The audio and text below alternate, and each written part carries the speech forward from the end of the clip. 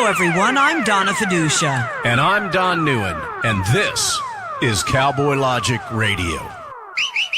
Cowboys didn't dance, didn't wear designer shirts. When their hearts were filled with memories, their bodies filled with hurt.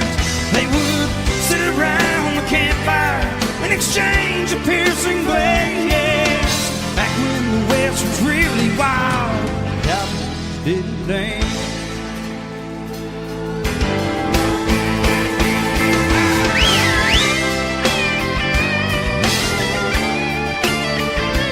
And welcome to Cowboy Logic Radio. Good Everyone, evening, ladies and gentlemen. That's it. Good evening. I want you to scream your name. I'm Don Neuen. Well, Donna, what you don't realize is that of late I get paid to do that. You get paid to say, I'm Don Neuen and you're not? Yeah. By whom? Some corporate sponsors, people that are investing in the brand. That's news to me. Yeah. I don't know anything about that. Brand. Oh, really? Yeah, we've got some heavy hitters that are dumping some big-time money. They got deep pockets and they're digging deep. Do they have Don Neuen t-shirts? A few of them do, yes. And but most of them hats? are wearing the rubber Don Neuen wristband things that are out and so popular right now. Yeah, I noticed. Like maybe Mark Zuckerberg wears one of those too. No, Zuck asked and was declined. I told him, I don't want to have anything to do with you, Zuck. Because he was censoring you.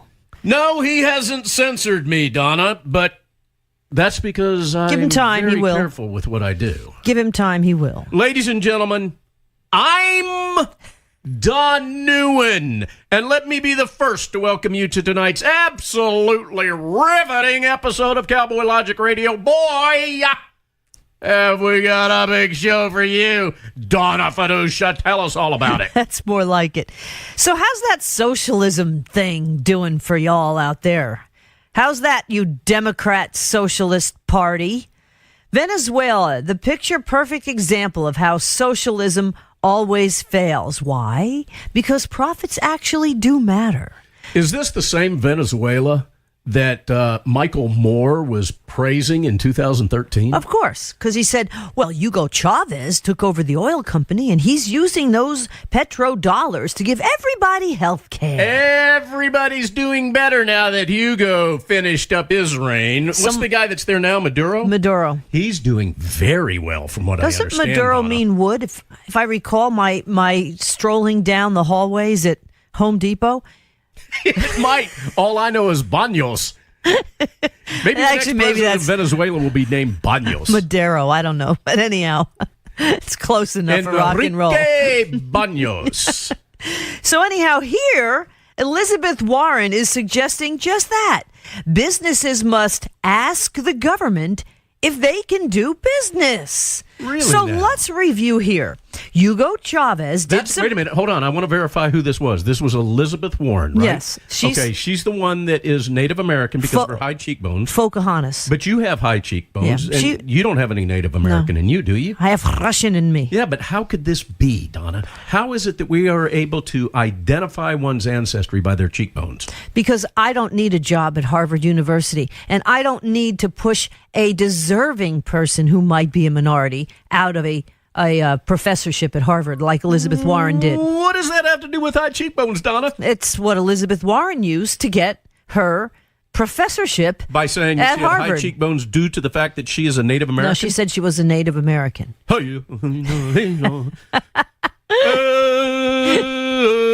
she won't take. I wonder if she's an Atlanta Braves fan.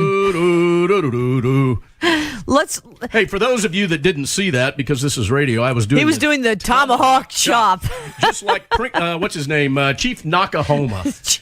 And what's up with the dude with the big, large head? The melon head. The mascot. Do they still have that guy? I'm sure they do. I mean, he looks seriously water-headed. I'm not taking anything away from water-headed people. or even people that have disproportionately large heads. But this guy's head is massive, Donna. They had a chief. How does his neck hold it up? I don't know. I used to be a huge Rangers groupie, as in New York Rangers, the hockey team. Oh, I thought you meant like people that put out fires and woods and things like that. Them too. But There used to be a chief that used to run around with a headdress on at Madison Square Chief Garden. Rangers. They just Isn't called that him like the chief. Opposite.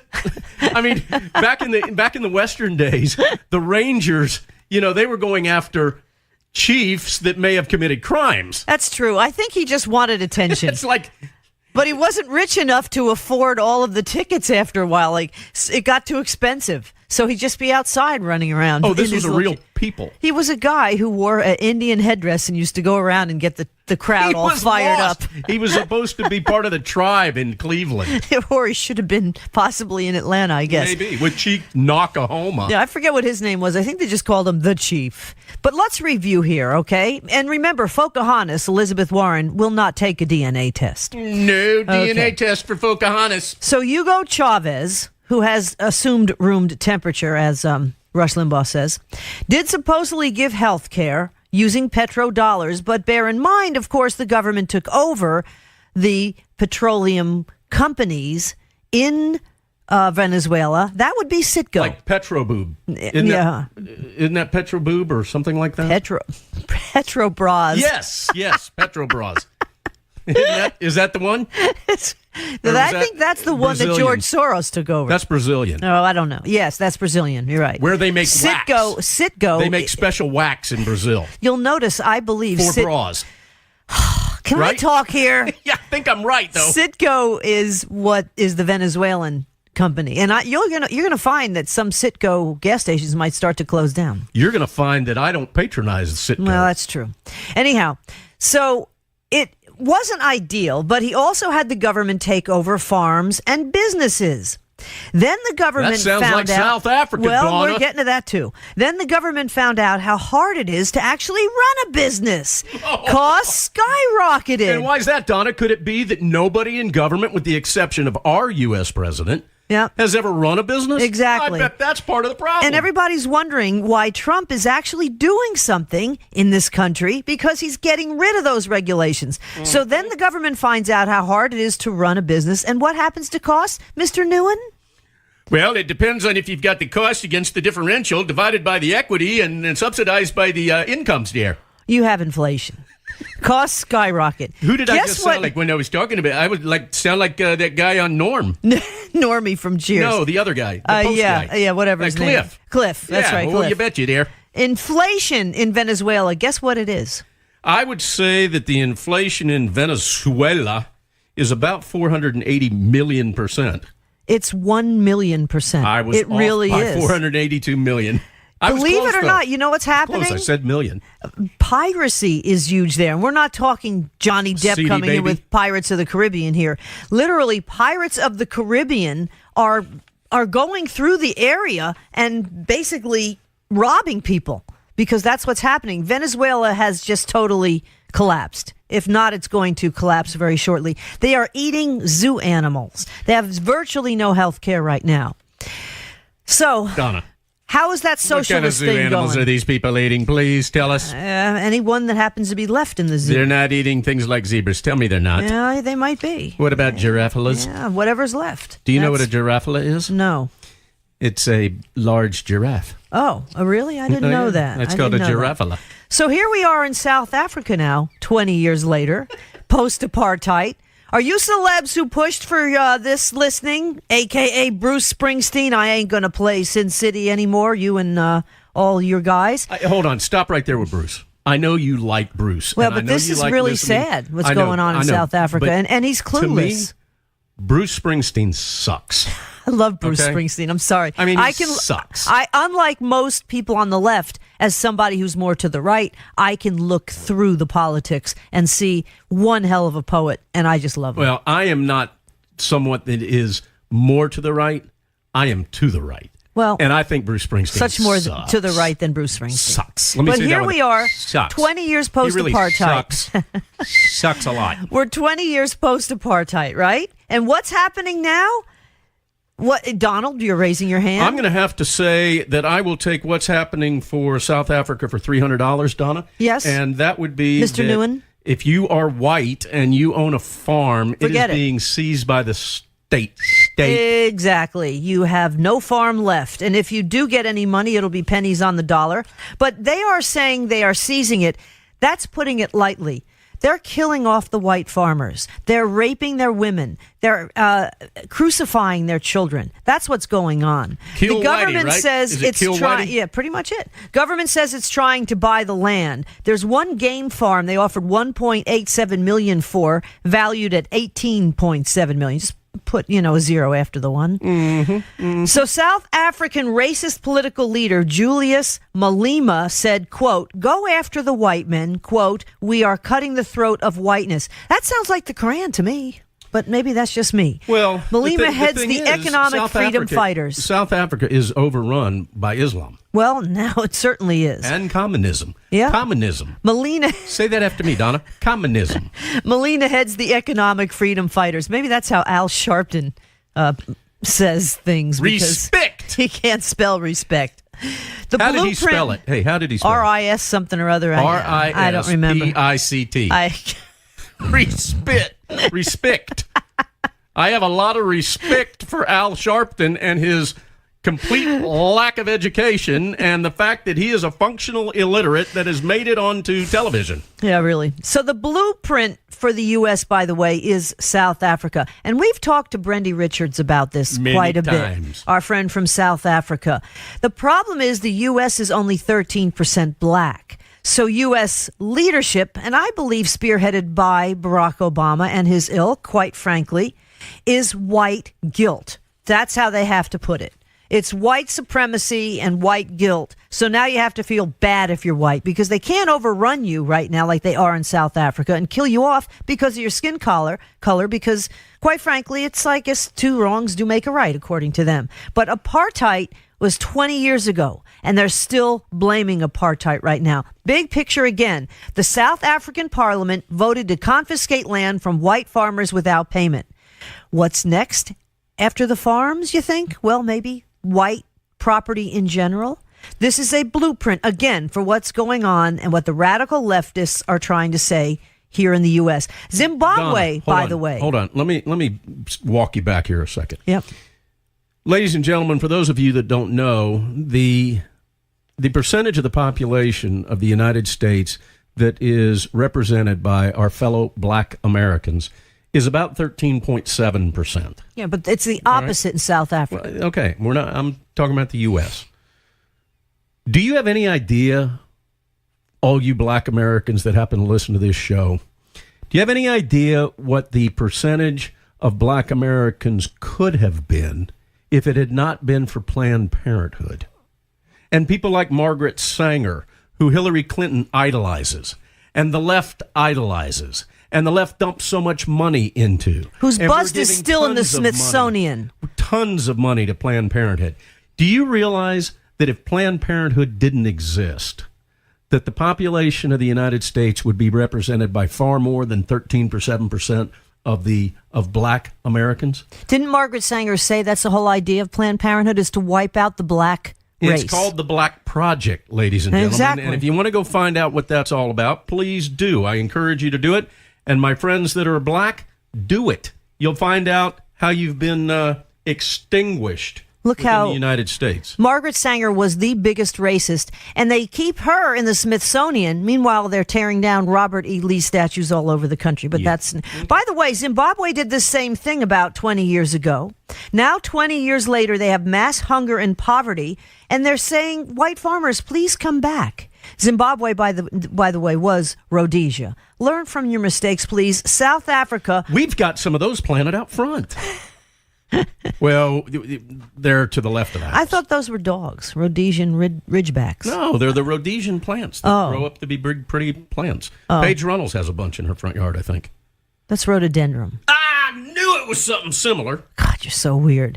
Remember how... But I'm quick. But let's But I'm look at quick, how Donna. You need to advanced... acknowledge how quick I am. Let's look I don't at- use a script. Can I talk here? Sure, but let's acknowledge look at how how quick I am. you are quick. Very let's quick, look at right? how advanced South Africa was. Remember, South Africa did the first heart transplant. I remember that.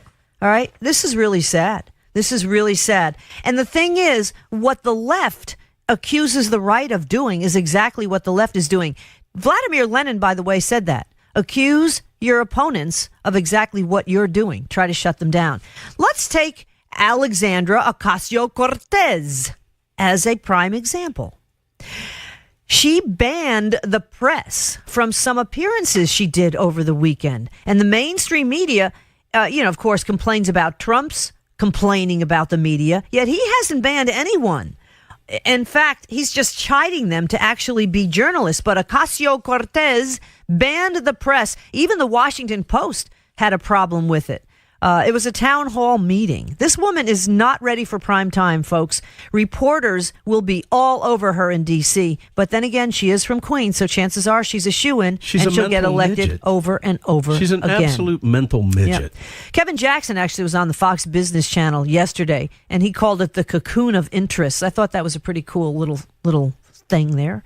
Kevin Jackson, of course, does have a show on our network. Check it out, folks.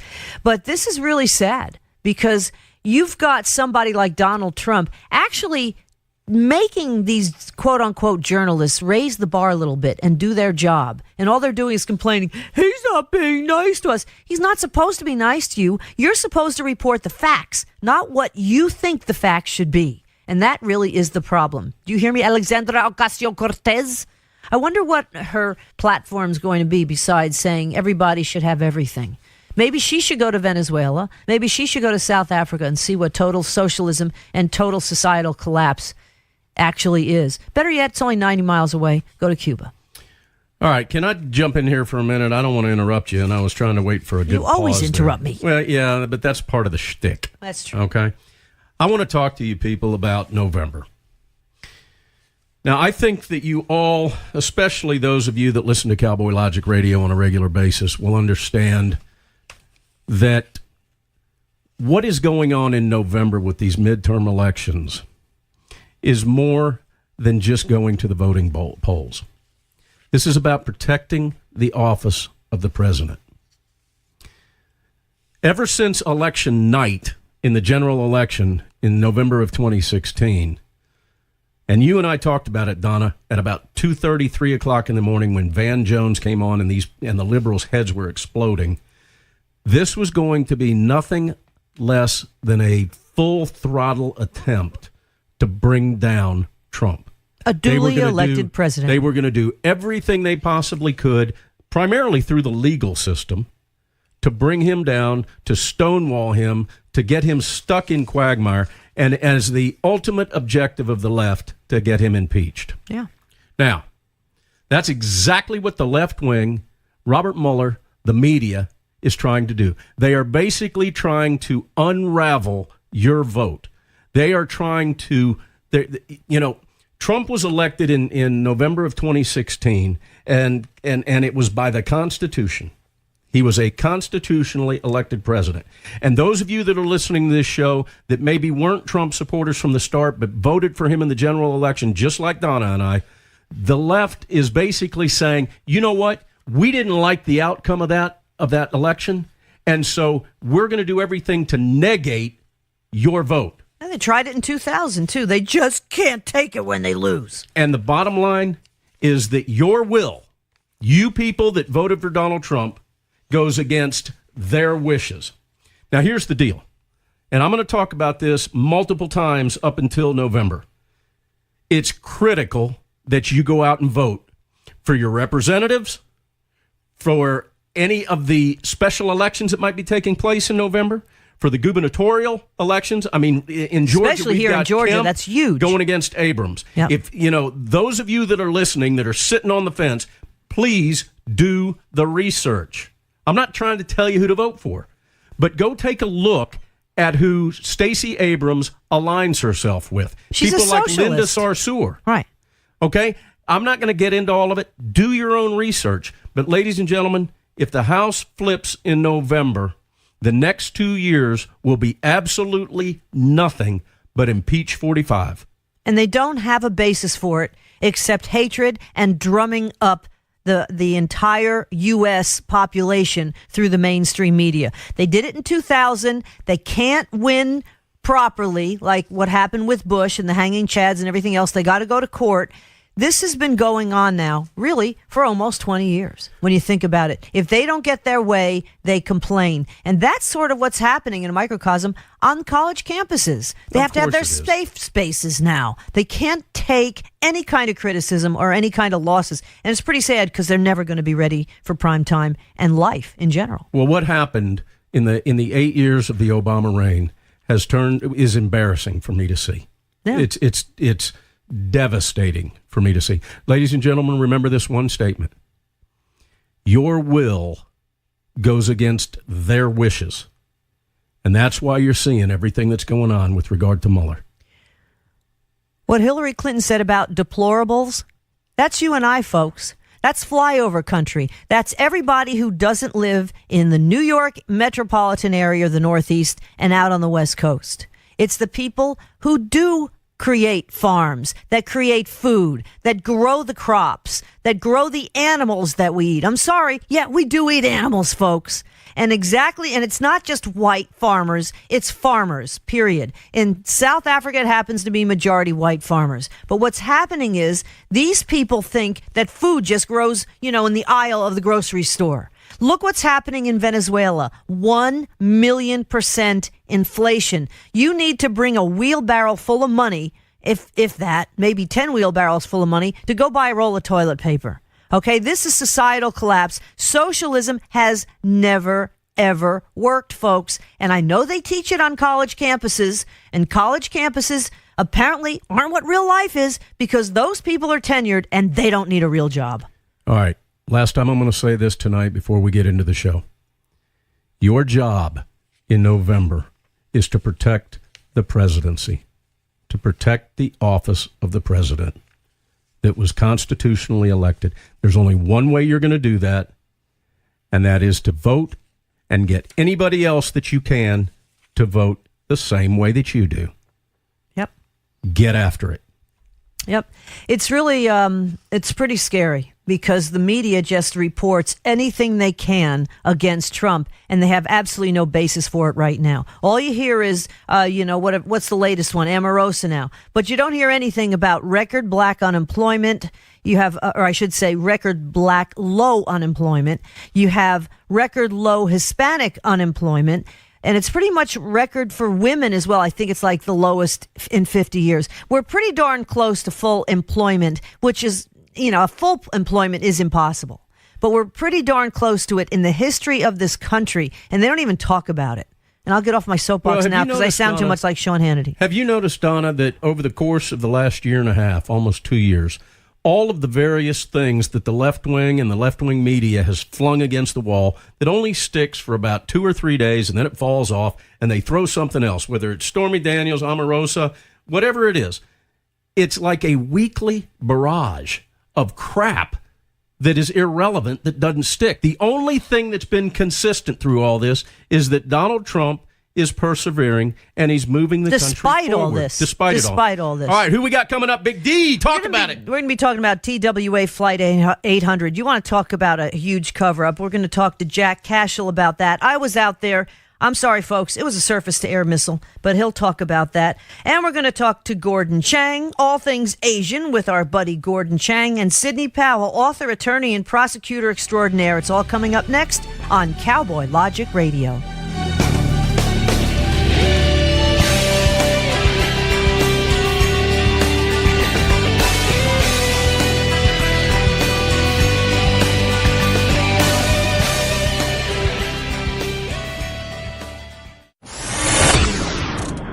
Out on the web at cowboylogic.us. Hi, thank you for listening. My name is Ron Phillips, and I'm the owner and operations manager of Talk America Radio.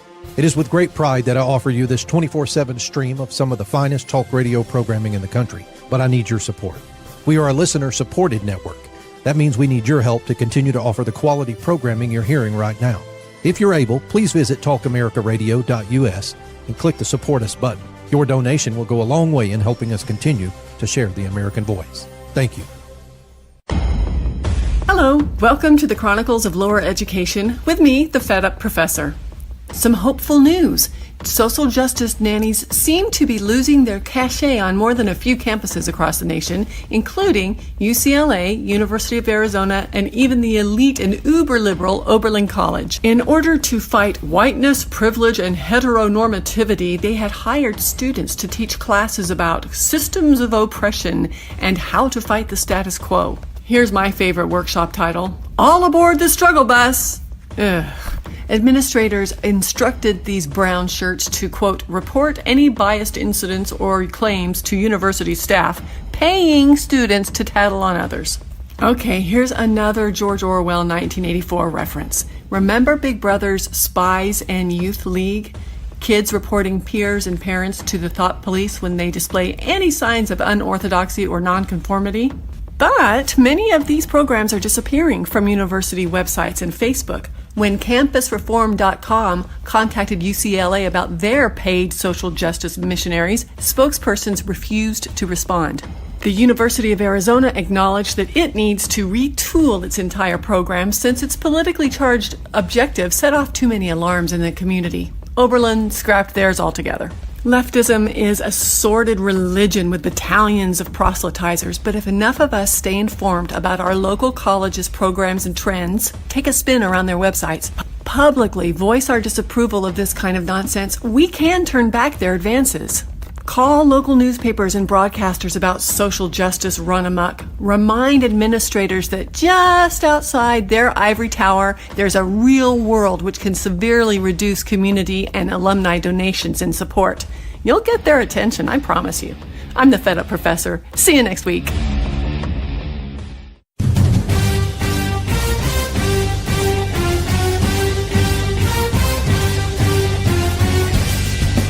This is Don NEUEN, co-host of the Drive Time SitRep. Join me as I call in to my Intel analyst, Denise Simon, for my daily situation report, or SitRep, the Drive Time SitRep. Check talkamericaradio.us for more information and show times.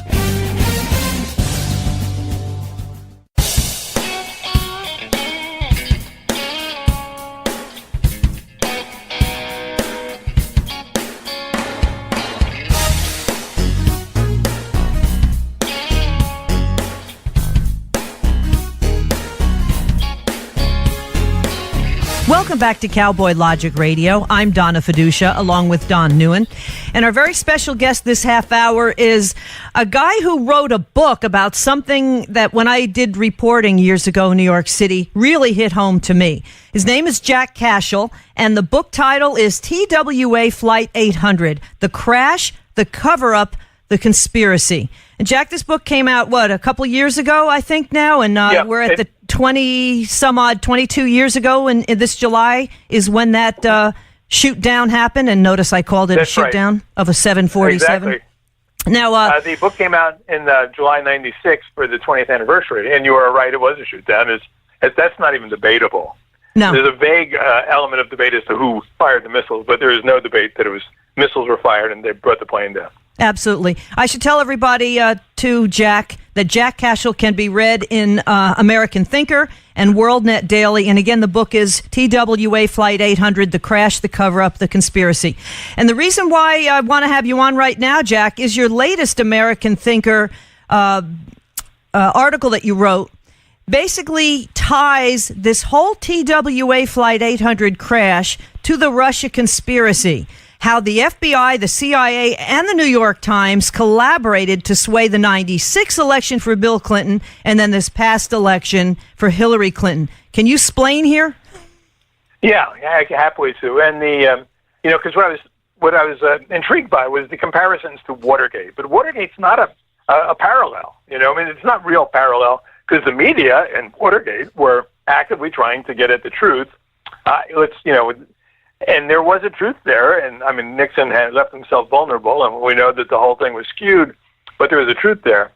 In 1996, what happened is that the various elements of the U.S. government, and this was orchestrated out of the White House, it could only have been orchestrated out of the White House, came together to suppress the truth in what happened on July 17, 1996, for no larger purpose than to re-elect Bill Clinton president. And helping them out was the New York Times. Without which not of this taking place was the New York Times. Much more so in that case than even today, because the crash happened in the New York Times backyard, that is right off the coast of Long Island, so they were able to swarm the scene with their reporters, and they owned the story. The FBI spoke only, or almost exclusively to the New York Times. Certainly all new breaking stories went through the New York Times. And once they controlled the New York Times, they were able to shape the narrative whichever way they wanted. And they did, and they succeeded, and it is clearly the most successful cover-up in American peacetime history. And that pretty much is what's happening now. The New York Times gets all these quote-unquote leaks, even though they walk them back later on because they're wrong, and they, bury it on, below the fold on the 50th page. Don has a question. All right, Donna and Jack, for the sake of the listeners that did not hear the show the last time you were on with us, Jack, and for those younger listeners, because believe it or not, we've got some millennials that are listening to this show that are not going to be familiar with the significance of TWA Flight 800. Give everybody a thumbnail, either one of you can do this, but a thumbnail sketch of what went down in 96 with regard to TWA 800. Let's kind of put it into a packaging for the listeners, and then let's get into what we're talking about between the difference and the conspiracy. Yeah, Jack, I'll let you take that since you're so much better at it than I am, and then I want to infuse what I saw because I was out there that morning working for Fox 5 in New York as well. Go ahead. Well, let's set that up with start to talk about the political environment at the time. In July 96, Bill Clinton had fought back from, he had been elected first time in 92, fought back from the political graveyard after the disastrous midterms in 1994, and now had a commanding lead over Bob Dole in the polls. Barring the unforeseen, barring a disaster, he was going to win. This is an important parallel, because in 96, all the agencies of government thought that Clinton was going to be the president of the United States again for the next term. And then on the night of July 17th, 1996, the unthinkable happened.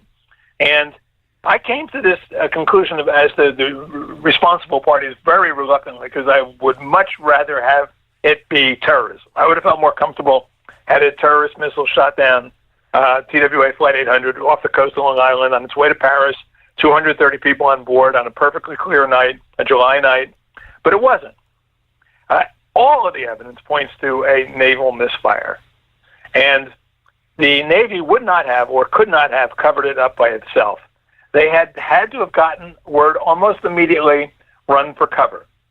And once they ran for cover, then the various agencies of government went to work. The NTSB should have been responsible. I mean, by law, they were the ones responsible for domestic airplane crash. They were shoved off the scene immediately by the FBI, the Justice Department, working through the FBI. But what I only learned within the last few years was that the FBI really wasn't managing this investigation either. The CIA was. The CIA was brought in on day one. I have their documents. I know that I'm not just talking off the top of my head here. From day one, they were the ones responsible for determining finally what happened. Is that legal? Because isn't the CIA supposed to be international? No, not only, yeah, exactly. Not only can they not legally have any involvement with these domestic affairs, but, and this is where it really gets perverse, the very woman who wrote the Wall memo that separated the FBI and CIA, that prevented them from collaborating on information, which in fact ended up causing or leading to September 11th, was running the investigation. She was a Deputy Attorney General, Jamie Gorelick. And the collusion on this case is so staggering, it's almost funny. And that they got away with it was possible for two reasons. One is that the internet was still in its infancy at the time. And they were not, they were not able. I mean, people couldn't even communicate with each other. The 250 eyewitnesses didn't know about each other. Mm-hmm. They only thought there was a handful. They always thought they were one of a handful. Maybe they were crazy. And the other reason was that the New York Times owned the story. And if this had happened in West Virginia, we probably would have known the truth. But since it happened right in New York Times backyard, they were able to.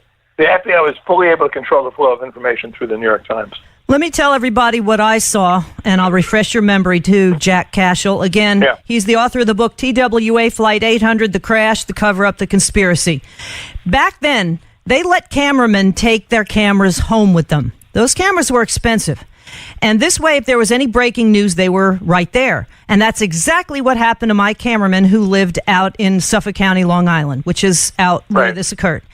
His friend calls him up and says, there's a crash of a major jetliner. I have a boat. Let's go out there. My cameraman, and I'm 2.5 hours away, so I'm driving in at this point. My cameraman is the one who took all those pictures that you saw where all the flames were burning in the water, pieces of wreckage. Yes, right. From this guy's boat. He had all the original stuff, and it was horrible. I don't want to get graphic here, but I feel like it's needed. He said they were pulling body parts onto this boat, so much so that the boat was getting weighted down, and they had to let some of these body parts go back. And he said, I know I'm releasing somebody's mother, somebody's child, somebody's father. I gotta tell you, this chokes me up even thinking about it now. I don't mean to do this. Anyhow, no, understandable. Is that fellow still around? Is he willing to talk? This is like PTSD for me. I got to tell you this. Yeah. And you know what? I can't remember his name. I cannot remember his name to this day. But I can tell you that their sharks were everywhere. Stuff was getting... He said it was just horrible. It was like being in a war zone. So when he gets back, I'm interviewing a guy who was an eyewitness. He was, I want to say Swedish. He had an accent. He said, I'm in a small airplane flying at about, 1,500 feet. My friend who's riding shotgun looks at me and says, jetliner at 3 o'clock. He said, I turned to my right, and right when I turned to my right, boom, I saw something go up and the thing exploded right in front of me.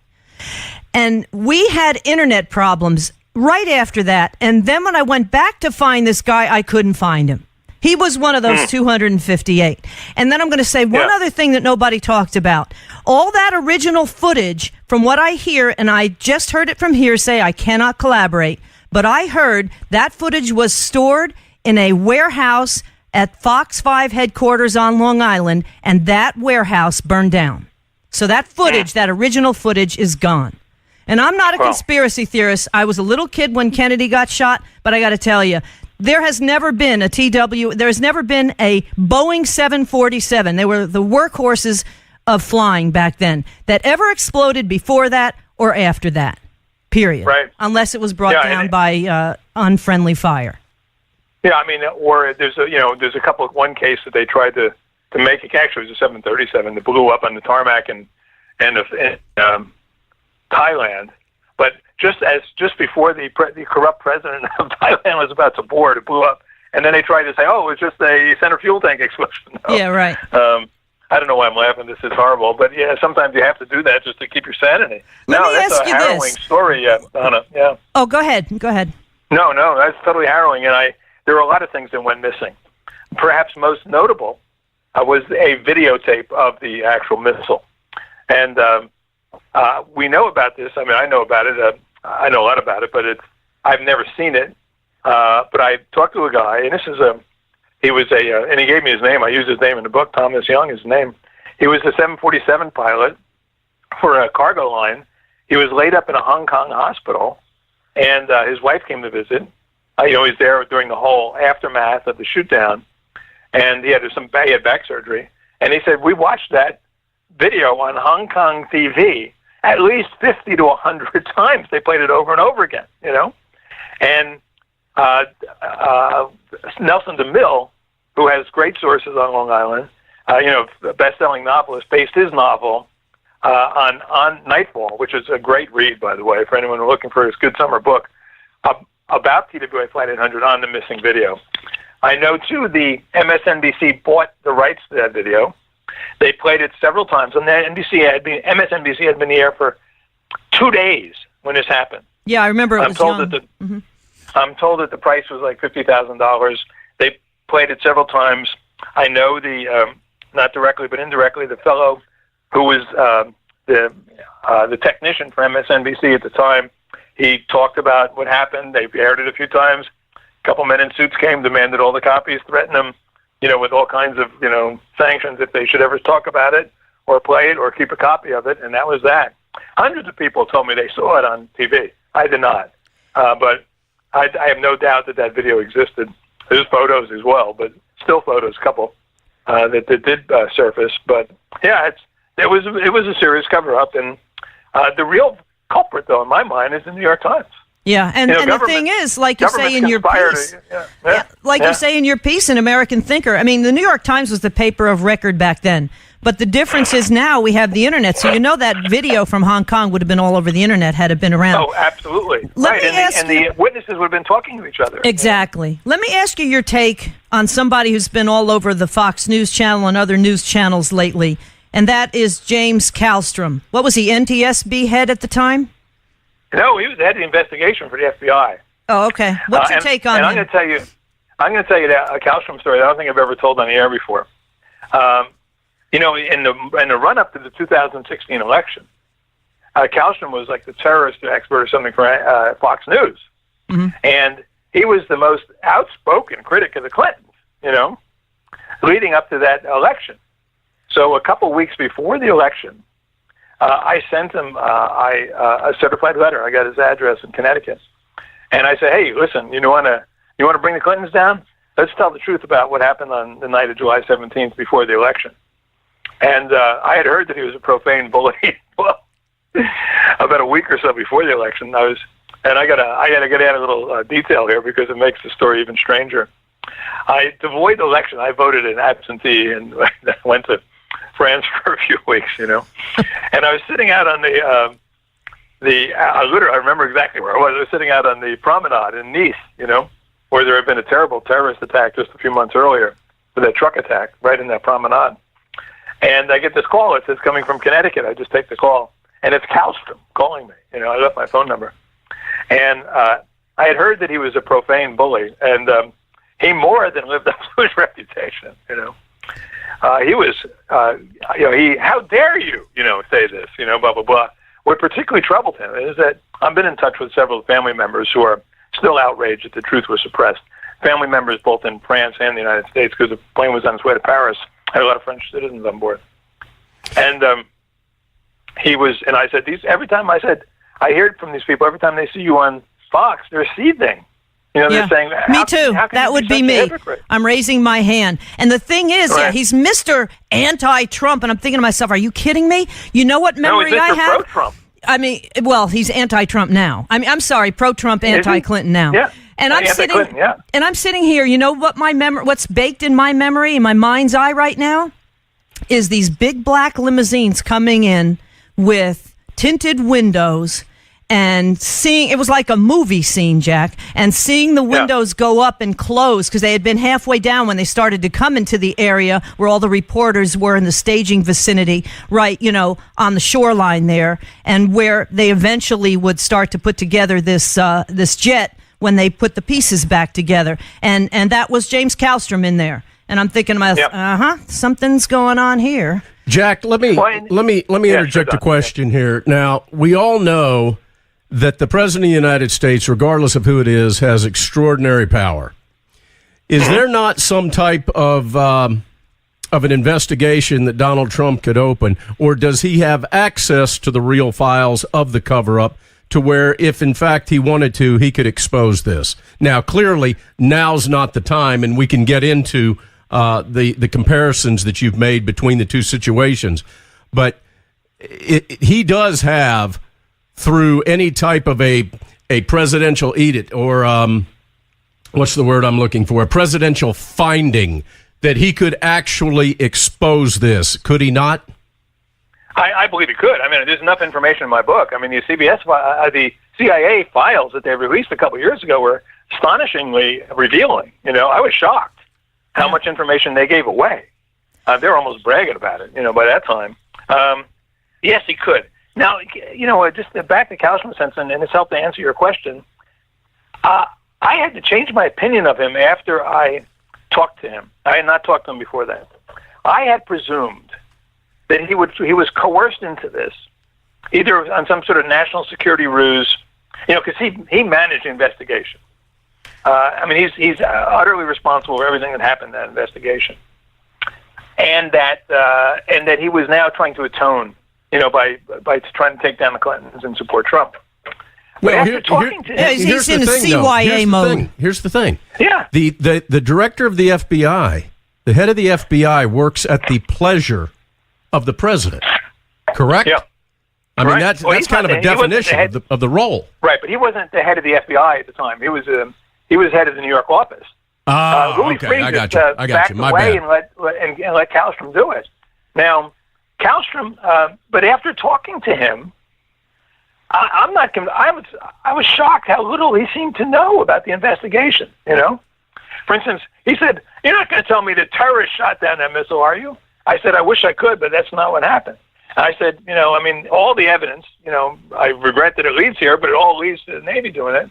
And he goes, "You sound just like effing." There's a lot of F-bombs dropped, by the way, in this conversation. Who was the head of the FBI at that point? Was Mueller Louis in there? Freeh. Louis Freeh. No, Okay. I don't Now, know what Mueller hold was on a doing second, at the time, though. but yeah. Again, the head of the FBI works at the pleasure of the President. president. Which is Bill now, Clinton. if Bill Clinton is directing that head Right. of the FBI to do that, then Kallstrom is going to be doing exactly what he's told, or he's going to lose his job. Am I correct? That's what I assumed. That was what actually Clinton who got very small fingerprints on this. He was working through Jamie Gorelick, who was the Deputy Attorney General.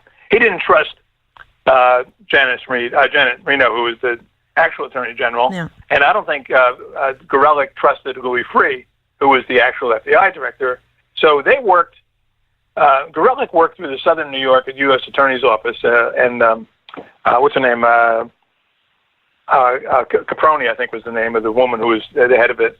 There was something of I hate to say this, kind of a lesbian mafia thing going on here. And then she, out of the New York office, they ran the FBI. So there were a lot of people skipped over, and I think they were happy to be skipped. Louis Freeh almost doesn't even show up in the investigation. But on day one, and this was news to Kallstrom, he pretended he didn't know this. I don't think he may not have known it. The CIA took over, really, because their job was to determine what the eyewitnesses saw. And it was, and I said to him, the CIA was deeply involved from day one. He goes, "Oh, no, we just let him do that cartoon. We shouldn't have let him do that." Yeah. No, they were determining this. They were involved from day one. I have the files, Yeah. And then this was coming to Kallstrom like it was news, We're talking with Jack Cashill. He's the author of the book TWA Flight 800, The Crash, The Coverup, The Conspiracy. And his latest article in American Thinker parallels that, trying to get Bill Clinton reelected, with what's going right now with the Mueller investigation, trying to get Hillary Clinton elected president, and how these conspiracies are tied together. Jack, tell us again, tie it together with what's happening now with this Mueller investigation. Well, and I would say what the parallel is that you had these agencies of government working together when they weren't supposed to. I would say the FBI and the CIA, and under the indirect direction of the President of the United States and through his Deputy Attorney General, with the with the essential assistance of the New York Times. Now, there are some differences, obviously, but and here's the one critical one: is that TWA 800, however vast its scale, was not unusual in government annals. It's a conspiracy of concealment, and that happens all the time in all governments from the beginning of time. Something goes wrong, you conspire to cover it up. It happens in police departments and state governments, happens everywhere. Mm-hmm. Here's the difference, and this is why the current problem is even worse, is you had a conspiracy of concealment, that is with Hillary's, server and all her emails, that whole part of the investigation. But you also had a conspiracy of execution, and this is extremely rare in United States history, where people conspire to do something, to do something evil or to do something nefarious.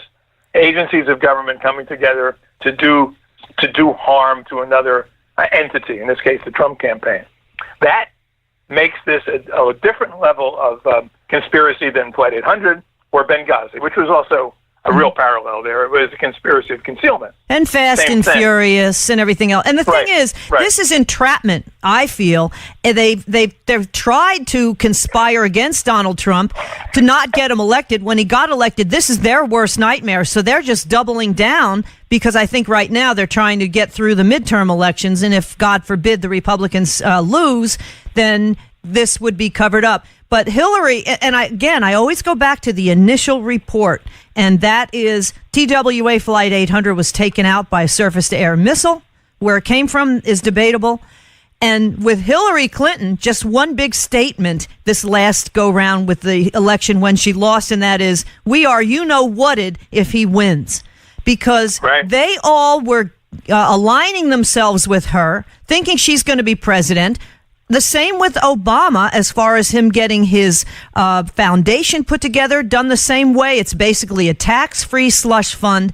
And if Hillary's president, none of this gets brought out. It all gets covered up. And this really scares me, Jack Cashill, because I don't trust the CIA and the FBI and the Homeland Security, nothing anymore. I really don't.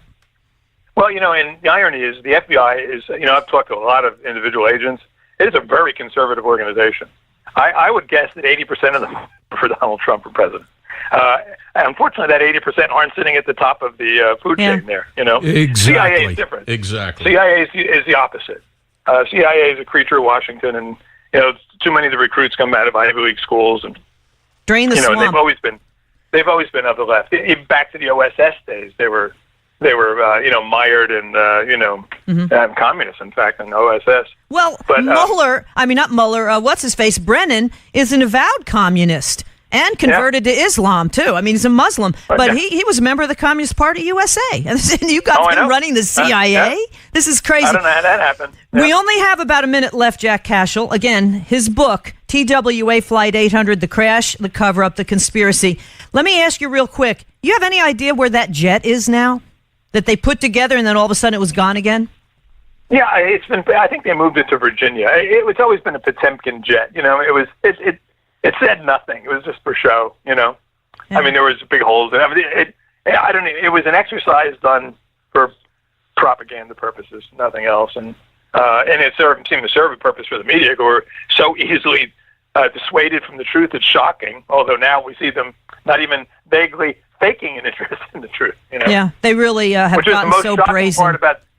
The most shocking part about what's going on now is the media's absolute failure to see what the rest of us are seeing. Yeah, it's the first time in history that the average person knows more than the newsroom at the New York Times. Yeah, they don't want to see it. Well, it's just like James Kallstrom. It doesn't fit their narrative. They got blinders on like Kallstrom does. And you're right in your piece, basically saying without the internet, we would have this, we probably would have had Hillary, that's for sure. And I beg to say, coming up in this next election, the way Facebook is and Twitter, that everybody is kind of being censored now, and that's a scary thought in and of itself. Well, Jack Cashill, unfortunately, time is up already. Folks, look for his book, TWA Flight 800, The Crash, The Cover-Up, The Conspiracy, and read him in WorldNet Daily and American Thinker. This latest article in American Thinker is really eye-opening. And, Jack, we thank you so much for joining us here on Cowboy Logic Radio. Hey, Don, thank you for having me. And coming up next, we'll be talking to Gordon Chang about what's going on with North Korea. And winding up the show, Sidney Powell, author of the book License to Lie, exposing the corruption in the Department of Justice. That pretty much sums it all up. It's all coming up next on Cowboy Logic Radio.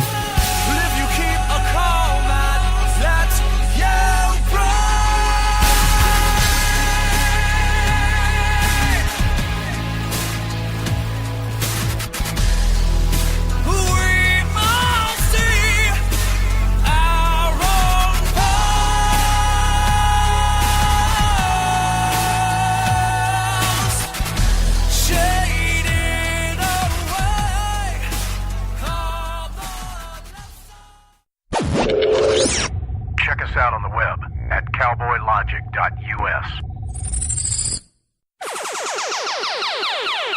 Hello, everyone. I'm Donna Fiducia. And I'm Don NEUEN. And this is Cowboy Logic Radio.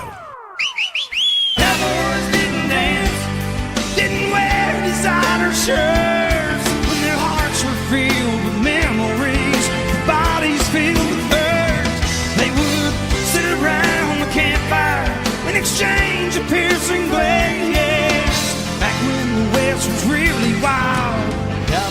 didn't think.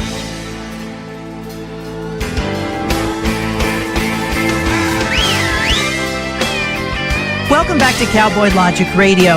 We're going to be talking with Gordon Chang this next half hour because Gordon is the go-to guy for everything that's going on in Asia, especially with what's going on in North Korea. And of course, you've seen him on all the news channels. He's actually in his car. Where he's headed right now. Yes, he's heading to the Fox News channel as we speak. So full disclosure, this is going to be on tape. So Gordon, by the time this airs in 2 days, maybe something else will happen with North Korea. But right now, let's timestamp it so that everything's accurate. Ladies and gentlemen, we have caught up with Gordon Chang in transit into New York City. Who are you going to talk to right now, Gordon?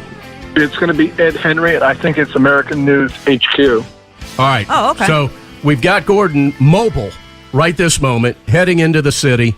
And so it's Saturday when this interview's taking place. And the thing is, Gordon, when the whole on again, off again, now back on again, or I should say it was on again, then off again, and back on again situation. On? Yeah, the game on, game off. Game on. What is your take as to why this is? I mean, in my opinion, as far as a reporter's concerned, this is sausage making. You really don't want to see it being made. You just kind of want to wait for the outcome afterwards. Yes, but, at this particular time, Donna, I think it puts our president, in a pretty good light. We had President Trump on Thursday morning saying he was withdrawing from the summit, and he said that because of North Korea's harsh rhetoric. There were the North Korean comments about Vice President Pence. Also, the North Koreans, a few hours before the withdrawal, had said that they were threatening nuclear war on the United States. And then Thursday afternoon, we learned from Secretary of State Pompeo that the North Koreans stood up the American advance team in Singapore. The State Department had sent a number of officials to scout out locations and to talk to North Korea. North Korea's team didn't show up, so the president had to do something. And as soon as he did it, Donna, the North Koreans turned unusually conciliatory. And that's important because the North needs this meeting. And so now the meeting is back on again. That's a good thing. And it shows that President Trump has the North Koreans' number. There are a number of people who have said, no one has good relations with North Korea. I remember Stapleton Roy, a former American diplomat, mentioning that to me. And that's true. But what President Trump did on Thursday was he showed that he knows how to deal with the North Koreans. And that's to his credit. It's all about the art of the deal, right, Gordon? I mean, on Thursday morning when that letter came out and Trump made the announcement that the talks had been canceled, that he was canceling the talks, the left-wing media, the Democrats in the House and the Senate, they're all in lockstep and they're all bashing Donald Trump and they're all saying, oh, here he was doing his end zone dance and now that's not going to take place. He looks like a complete idiot.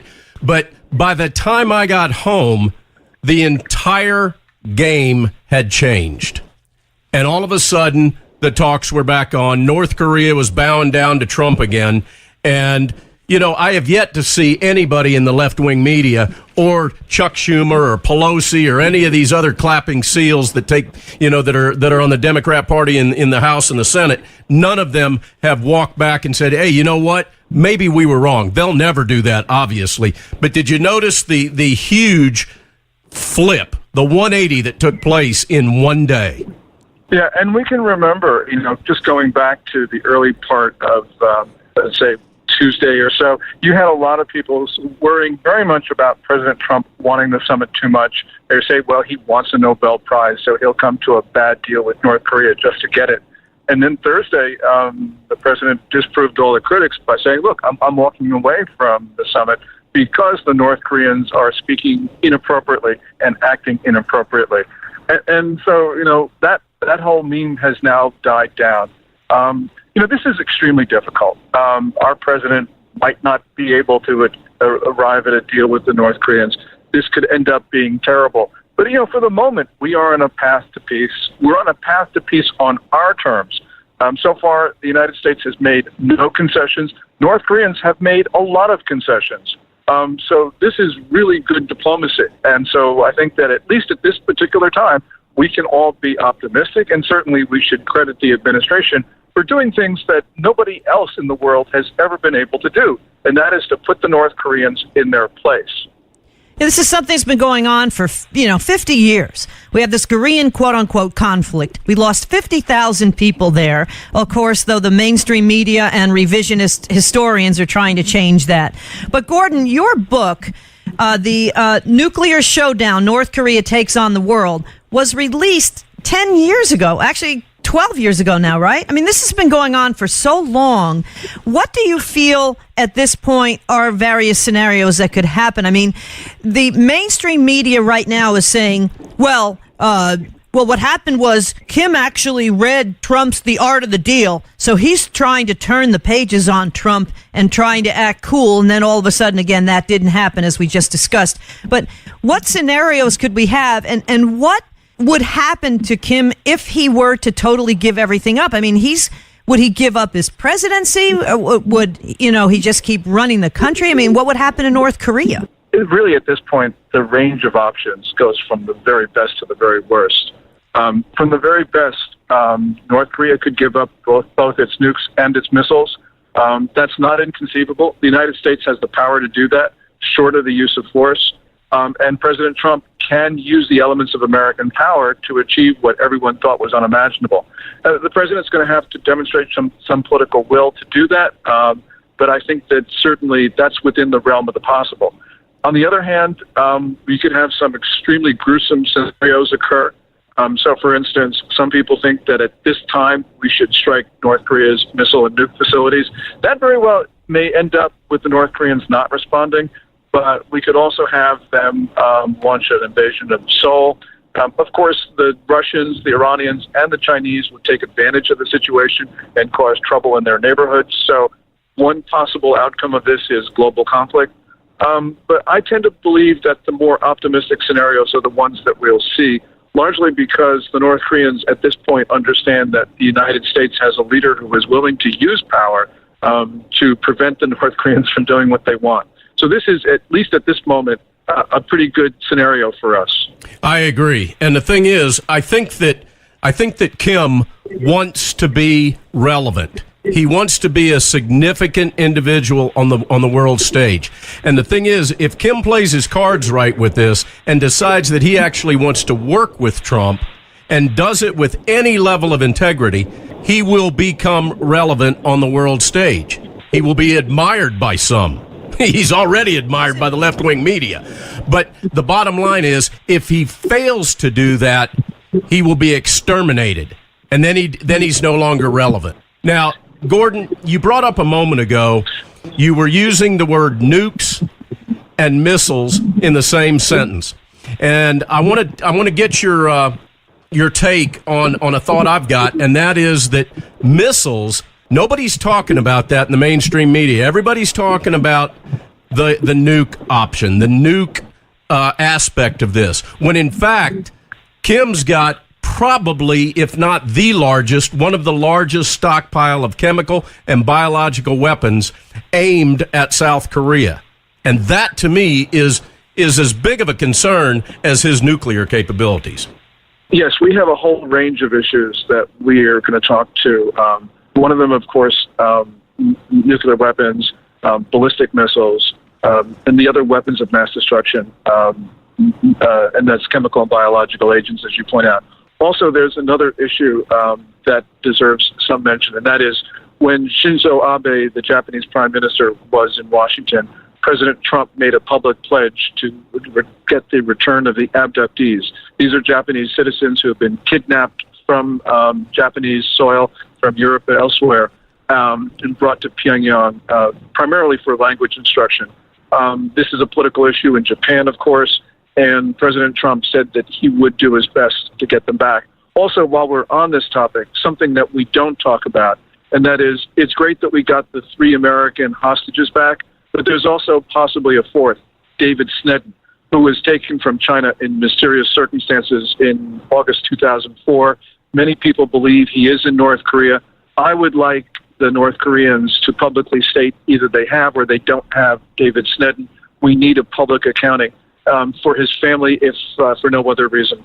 But we have to remember there are many people who have been taken by North Korea. And while we're on this topic, just one thing. There's probably more than 500 South Koreans who have been abducted by North Korea. And to the shame of Seoul, they don't really have exerted any effort to bring their people back.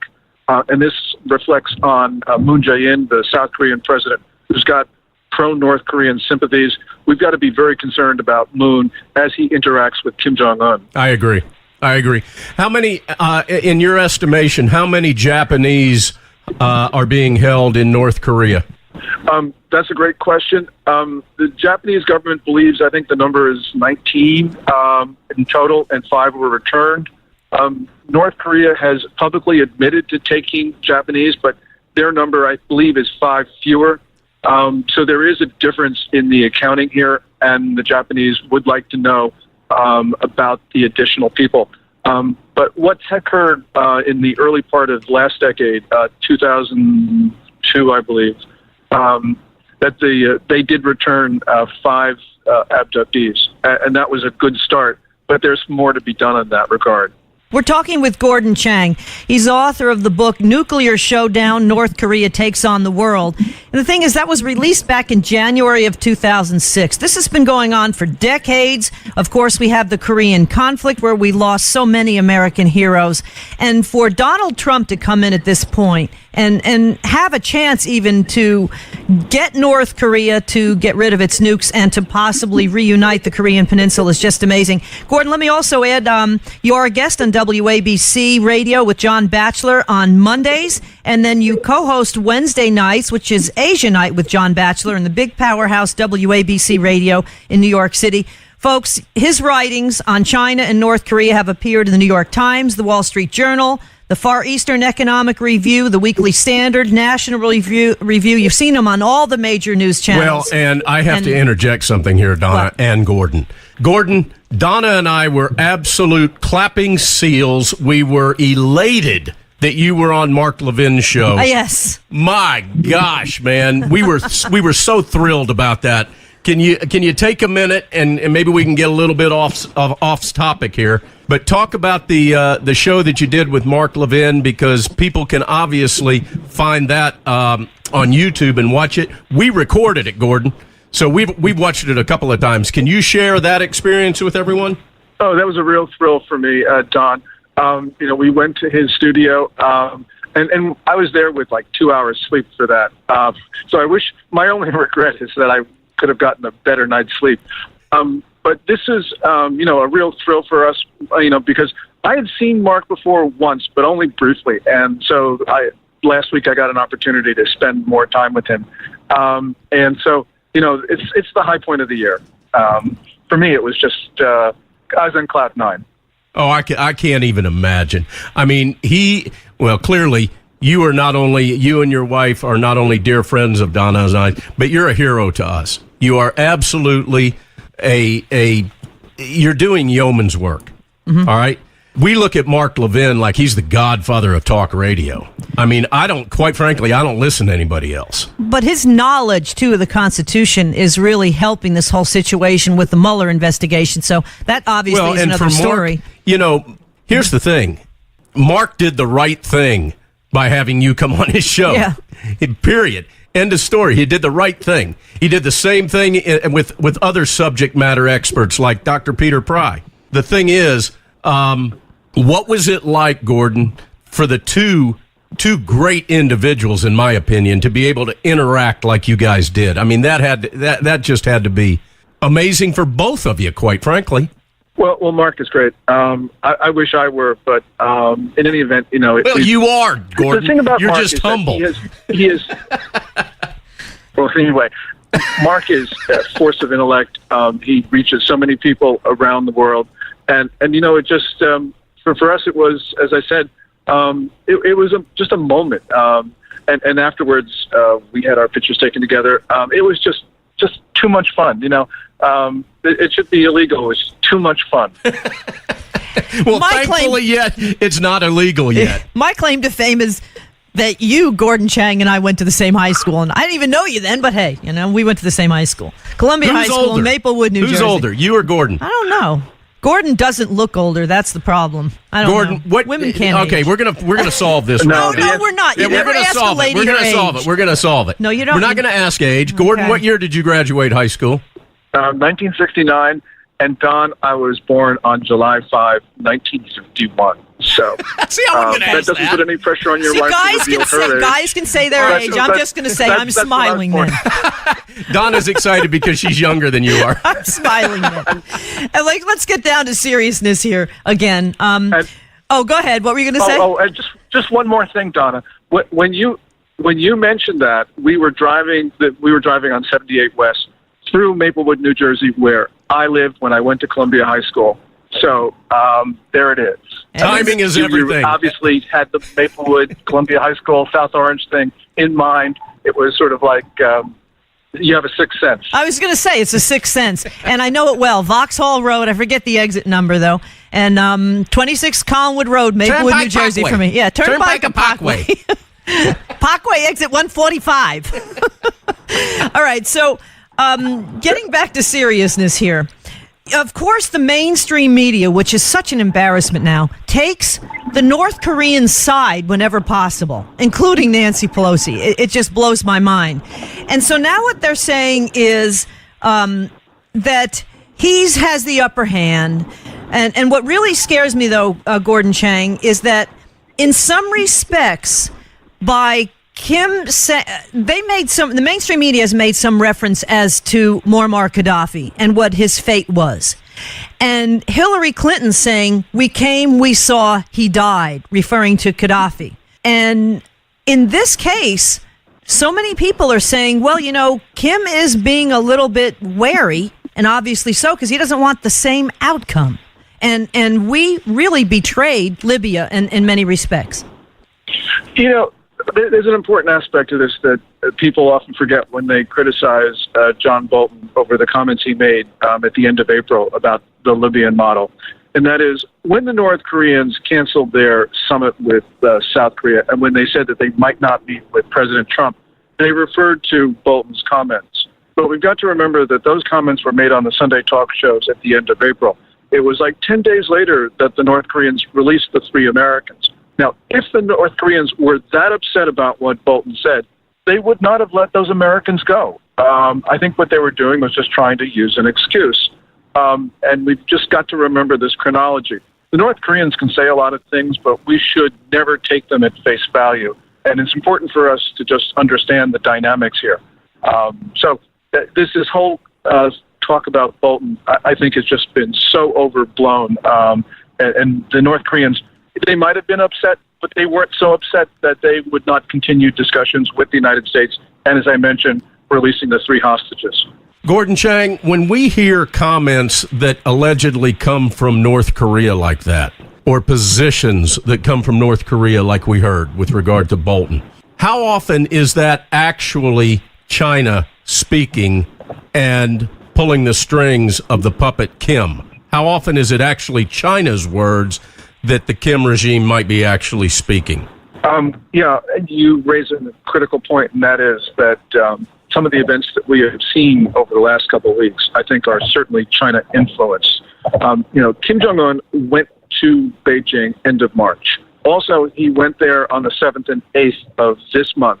And it's extraordinary for a North Korean leader to make 2 consecutive trips to China, such as Kim did.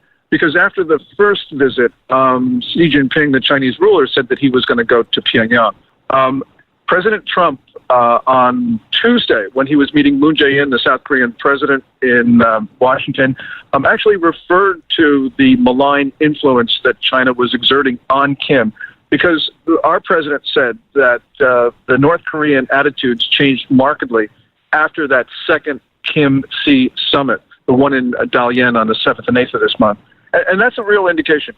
Don, we have seen over the course of the last 2.5 or so months a marked deterioration in China's sanctions enforcement. And it's good for President Trump to have called out the Chinese, because I think that they indeed are pulling some of the strings right now. And they're doing so not to help the United States and the international community.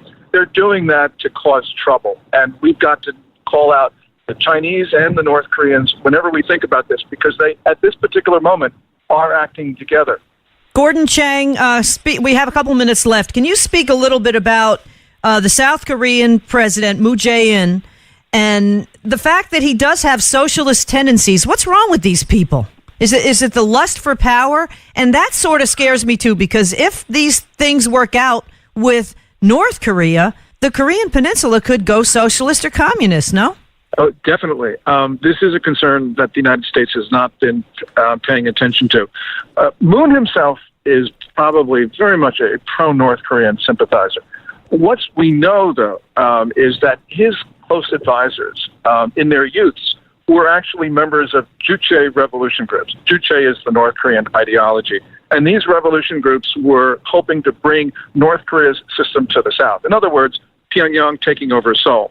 A lot of people in their youth said things that they would like to retract, but Moon's advisors have not disavowed their views and their actions when they were younger. And this is a real indication that is up to no good.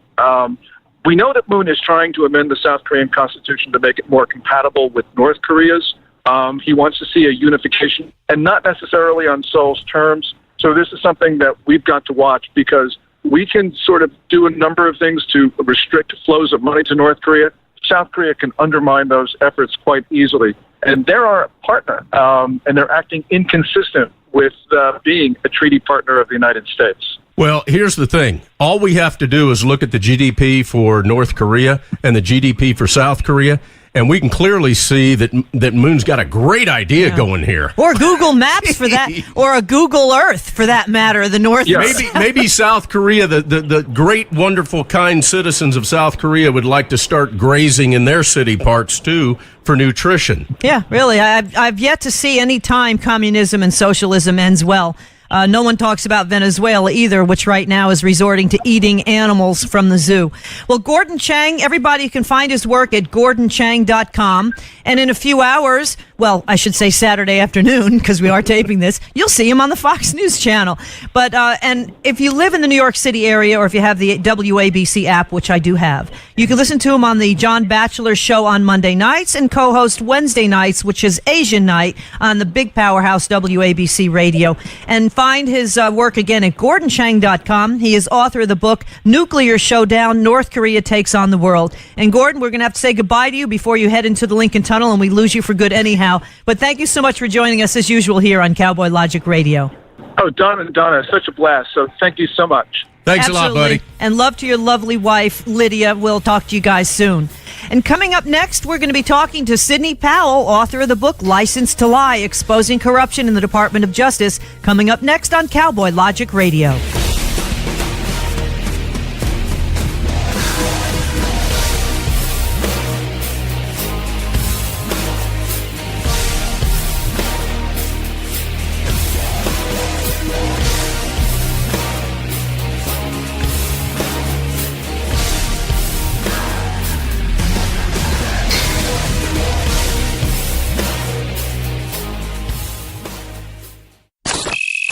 Check us out on the web at cowboylogic.us. Let me talk to you, black people. When you vote for blacks and put them in office under the banner of the Democrat Party, please explain to me what black people get as a result.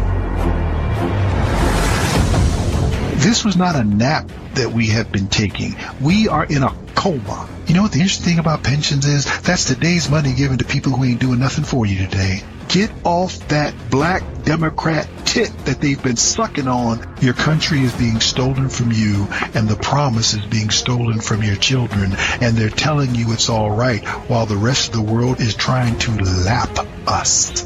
Well, why are we doing so poorly? 2 words: teachers' unions. Are you kidding me?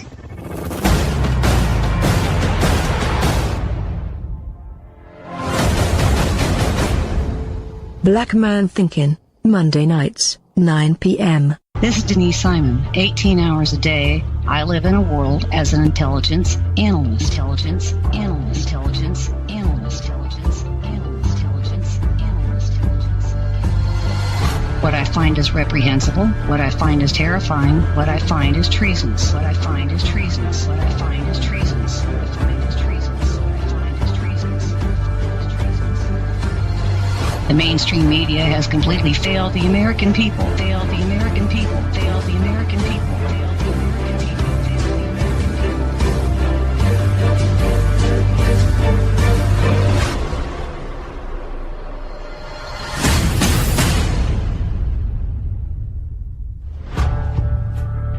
people. Join me for the Denise Simon Experience every Thursday night at 9 p.m. Eastern.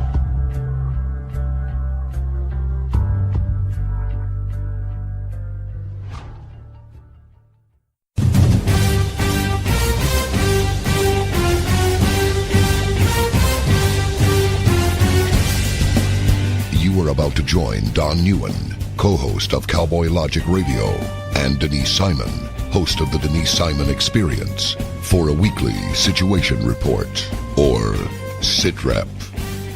18 hours a day, Denise Simon lives her life as an intel analyst. 18 hours a day, Don NEUEN lives his life in the world of rock and roll. 1 hour each day, NEUEN receives a daily SITREP from Simon. Welcome to the Drive Time Situation Report. Fasten your seatbelt. You're now in Don NEUEN's car, and he is calling in for his SITREP. Check the Talk America Radio schedules for showtimes at talkamericaradio.us.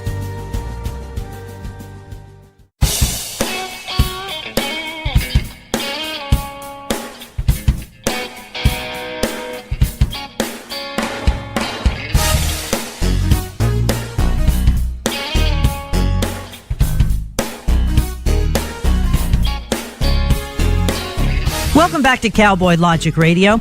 I'm Donna Fiducia, along with Don NEUEN. Who is behaving? Yes, Have you are noticed behaving that? this whole show. It's the new me, Donna. You are. It's the new me. You behave with Jack But I am Cashill. thinking pink, and I don't mean code pink. I am thinking hot-looking pink outfit. Stellar, classy, pink-looking outfit. That's what I'm thinking about right now, Donna. That has to be one outfit worn by Sidney Powell. Yes! In the various appearances she makes on the Fox News channel. Correct? Well, she's had it on from time to time. It happens to be my favorite, and I also know that it travels well. Yes. Actually, Sidney Powell, I think last time I saw you on Hannity, you had a different outfit on. I was surprised. Well, she's got more than one outfit. This just happens to be my try to favorite. vary it every now and then, although I must say, if I think Don's watching, I try to wear the pink. Thanks, Sidney. Woohoo! Well, Sidney Powell, you are the author of a book that came out a number of years ago, but it was so prophetic because it wrote about all these actual players in the Mueller investigation. And the name of that book is Licensed to Lie, Exposing Corruption in the Department of Justice. Folks, you can find it at licensed.lie.com. So I Sidney need to Powell, interject. I need to interject about this book. Sidney, I'm going to shamelessly plug your book for you, and which I do every time you're on the show because I love you like a sister. But here's the thing. Ladies and gentlemen, I bought the book.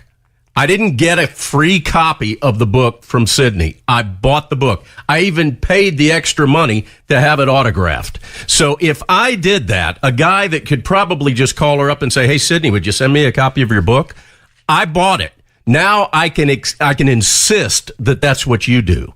So that's what I'm doing. Licensed2lie.com. Go buy the book. You don't have to pay the extra money if you don't want to have it autographed, but I would encourage you to do so. It makes you feel warm and fuzzy when it arrives. Back to you, Donna. Can we get to the interview now? Yeah. Okay. But I felt that was important to let everybody know. Well, Sidney's book, Licensed to Lie, is the inside story of high-profile litigation of the last decade, including the prosecutions of Arthur Anderson, Enron, Merrill Lynch executives, Senator Ted Stevens. I mean, you have worked, Sidney, with both Republicans and Democrats in the DOJ, so therefore you're an equal opportunity offender, as I say.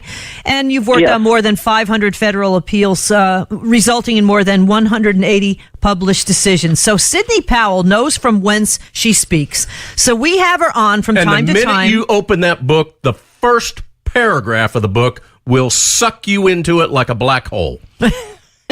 There you go. That's what I call one heck of a endorsement there, Sidney. The first paragraph of the book. So, Sidney, given the Mueller investigation, given Rod Rosenstein, what you know about him, given Andrew Weitzman knowing what you know about him, and Robert Mueller and how they all work, I can't imagine why we'd bother to have you on the show again. I can't either. Yeah, nothing's There's going on nothing right going now. on in the news about any of that. Yeah, really. I mean, it's like every day it's something different. I mean, this is just unbelievable. It's like a twist and turn. It does seem like a novel, but unfortunately for the people participating, it's true. And many, as usual, are getting bankrupted because of all the legal fees. But to me, I think Mueller is just totally out of control. And let's start with this guy. What's his name? T.S. Eliot? The judge. Ellis, whatever. The judge. No, the Judge Ellis. All right. The judge sort of really lambasted Mueller and said, you're out of line. I want to see the parameters of this. We're still waiting for that decision. Do you think he's just a lot of hot air, or we actually might have something here that will give Mueller a smackdown that he so badly needs, in my opinion?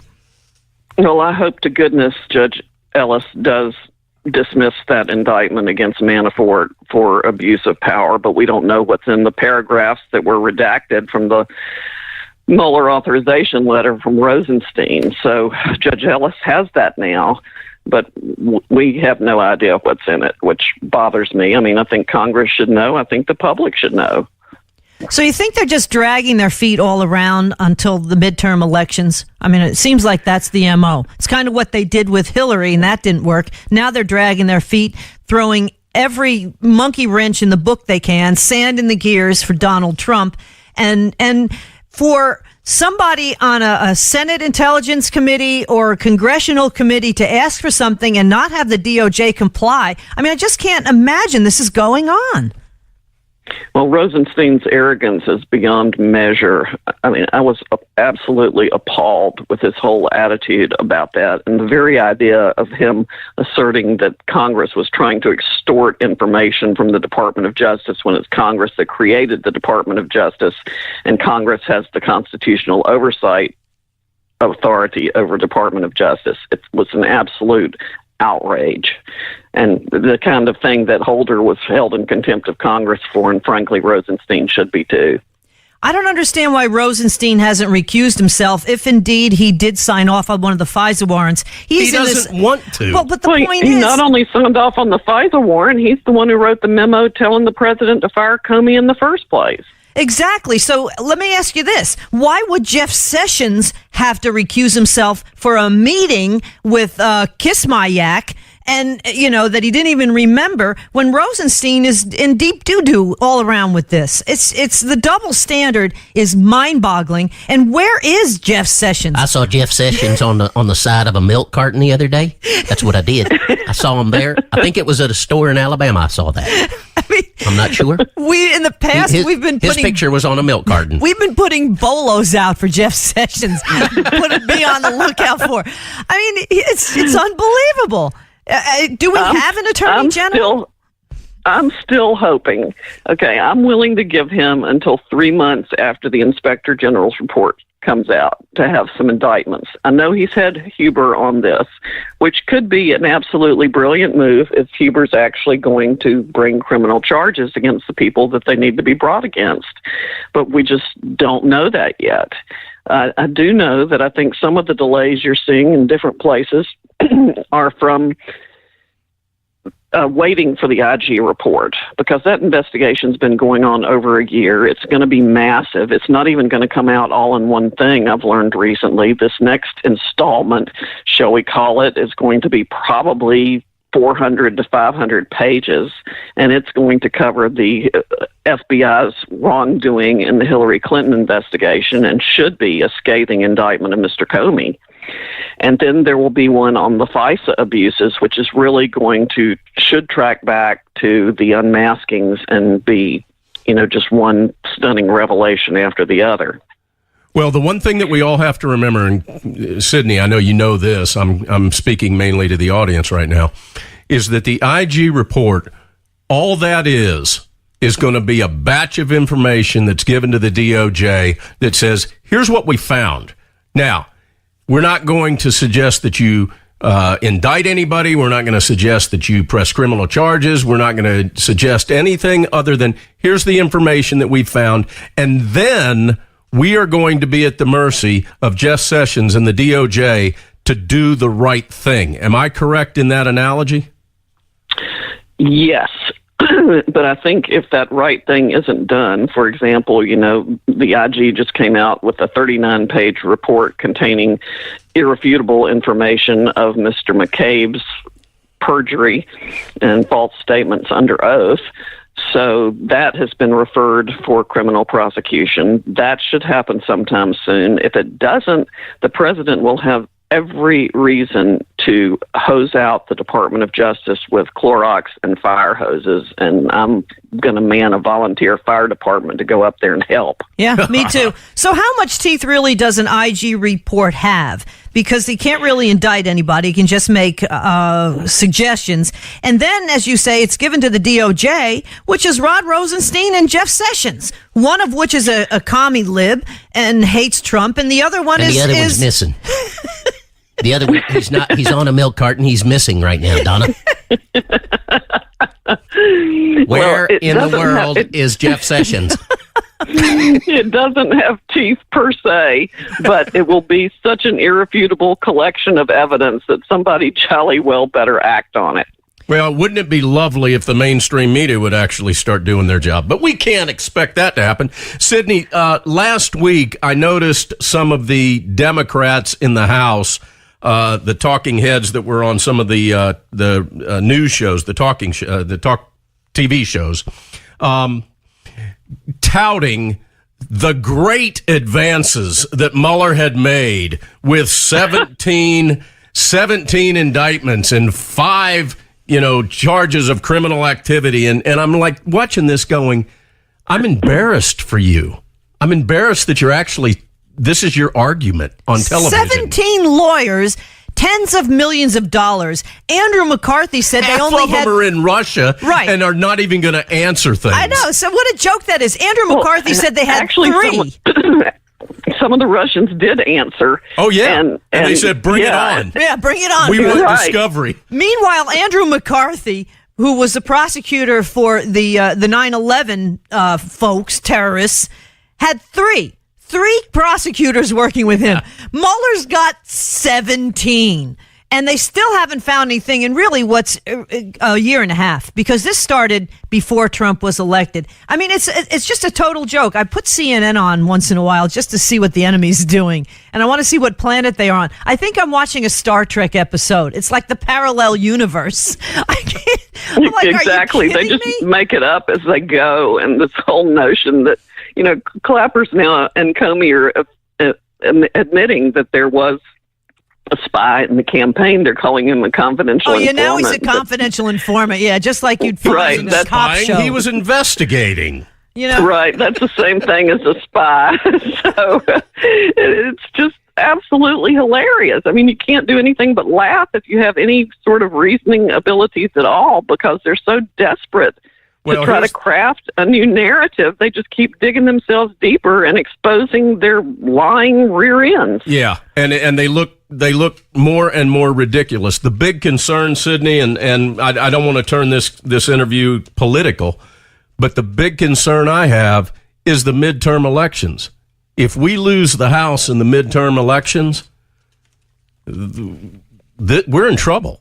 We're in big trouble. I think everything that's going on now, Don, is going to cause even more people to pour out and support this president. That's exactly what needs to happen. Because we've made enormous, incredible progress in the last few months, more than lots of people who voted against him ever thought were possible. And I've seen story after story of people who were never Trumpers realizing that he does love this country, and he is restoring our stature in the world and our economy and hopefully our borders soon, and doing everything he can. But by God, he needs more help. So we're going to have to step up and make sure he gets it. Can you imagine I can't imagine the pressure and the tension and the stress on Donald Trump. He must thrive on it. He really has to be 71 years old. Maybe he's even 72 at this point, I'm not sure. But to be in his early 70s and having 90 to 95% of the mainstream media against you. I mean, if it really weren't for the internet, I really feel obviously Hillary would already be in there and we wouldn't know any of this was happening. But we actually talked with Jack Cashill, who wrote a book on TWA Flight 800 earlier in the show.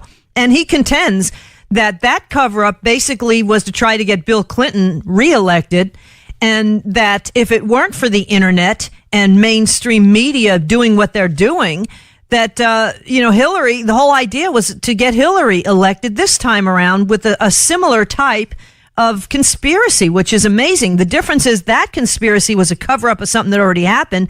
This one is something totally made up. I mean, Sidney Powell, this is your next something that's already happened. Yeah, this is your next book here. I'm sorry. Well, you got to check out my new website. You're going to love it. It's called Creeps on a Mission.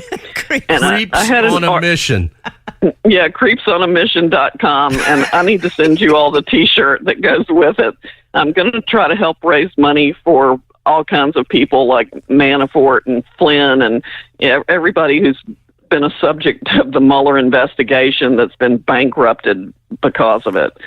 And the notion, the graphic is Mueller, Comey, McCabe, Stroke, Page, Orr, and Weissman behind a battered seal of the Department of Justice. I hired an artist to do the graphics, and he did a great job, and I copyrighted it. And Creepsonamission.com. Creepsonamission.com. Yeah. Ladies and gentlemen, go there right after you go to licensed.lie.com and you purchase the book. And I would encourage you to purchase the autographed copy. It's worth the extra money.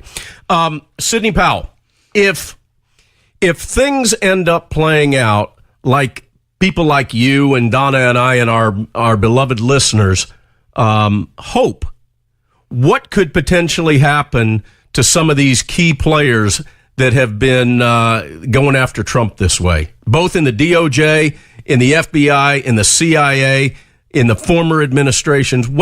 The Oval Office. Yeah, what's the best case scenario that we can sit around and pray for when we're at the altar?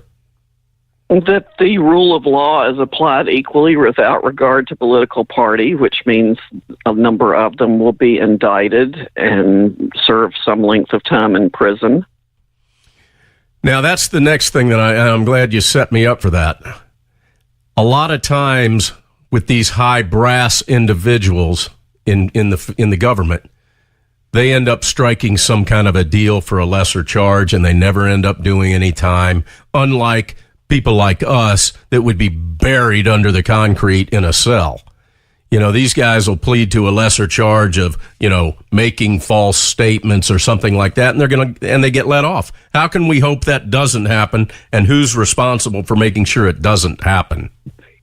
Well, once again, it's the Department of Justice that will be responsible for making sure that doesn't happen. But if we don't take serious action against these high-level people who conspired in the worst sense of the word to commit any number of crimes and screw the whole country, we've just got to do it. We're on the verge of a banana republic. Yeah, exactly. Yeah, We're really a banana republic. Sidney, I know you work during the week, but I have the TV on while I sit here trading stocks during the day. And one thing that Trump has done is he shows to the world all of his press conferences. This way, the media can't pick and choose what's going on. In fact, when they had the MS-13 gang confab, and he said they're animals, of course, the mainstream media jumped out and said, look, he's calling immigrants animals. And you could see, because obviously the whole thing had been given, that they took it out of context and they made themselves look like idiots as usual. Well, there was another MS-13 get-together out on Long Island. And this is something that Jeff Sessions has pretty much actually sort of done some stuff against MS-13 out on Long Island. So that'd be Jeff Sessions. He did something. He's done something. He was present. The first thing I'm thinking of, okay, he's going out to Long Island, President Trump, that is, so maybe Sessions will actually show himself. But alas, he's still gone. There's a bolo out for Jeff Sessions. He's on a milk carton. He was not at that MS-13 meeting. Back to you, Donna. But Rod Rosenstein was. I could tell because I could see his big nose profile. I'm sorry, but that's what I kind of stood out to me. Anyhow, so Rosenstein is sitting there with all these other people that are on the front lines against MS-13. And the body language, Sidney Powell, was so telling. He didn't have hardly any eye contact with Trump. He never looked at the people who were speaking. He constantly went for the water like Marco Rubio. I wasn't close enough to see if he was sweating or not, but you could tell he didn't want to be there. He did speak at one point, and Trump was very gracious toward him, almost, like saying, hey, you're doing your job here, and we appreciate it because this is such a serious thing. But aside from that, you could just tell he didn't want to be there. And I'm thinking to myself, this is like having the fox in the hen house again. It's just unbelievable what's going on. And tell us a little bit about what your findings with this slime bucket are. I'll say it. Maybe you can't, but I'll say it.